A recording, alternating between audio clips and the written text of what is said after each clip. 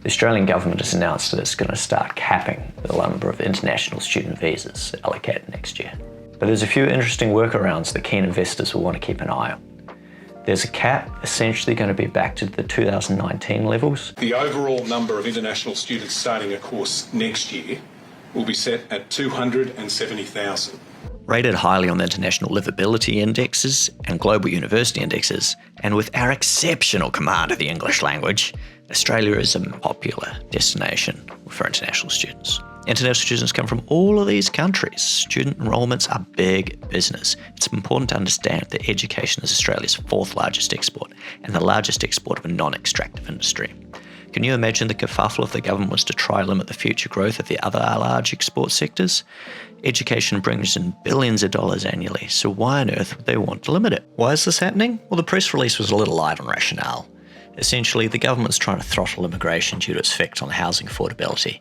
But the minister also took a bit of a salvo at the vocational colleges for being shonks.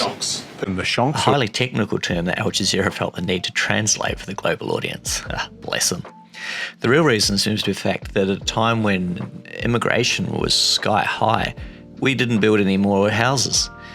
Who would have thought? To be fair though, on housing affordability and international students, they're not out there buying houses. They pay rent and they're concentrated in a very small handful of suburbs. Here in Ultimo, for instance, you can see the effect of locking international students out over COVID had versus when they came back. Reminiscent of group assignments at university, the minister stated that he had consulted with the Treasury but not done any economic modelling on it. Our modelling suggests that this will have a huge effect on the affordability of housing in the dozen neighbourhoods that students reside in around the country, but a little impact further afield. And just like uni again, I'm crunching the numbers while everyone else is out there having all the fun. Put on the spot and asked point blank, the minister responded that there was indeed a link between the caps and the amount of housing availability for around university precincts. Asked if there's going to be a link between housing and the caps, he said there will be. As part of the numbers or levels that they set in place for next year's cap, there'll be incentives built into those universities to build more housing. International students are the golden geese for universities, with the average undergrad fee $50,000 a year. So universities are hyper incentivized to start to look at student housing.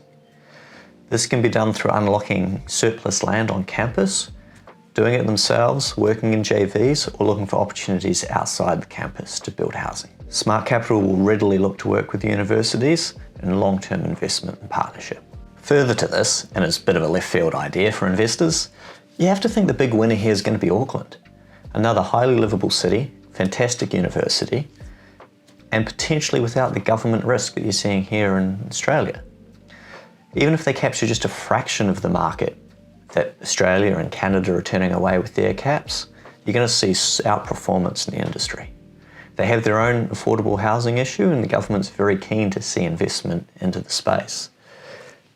If you're an investor or a university wanting to know more about this, please reach out. We'd love to hear from you. Thank you for watching. Bye.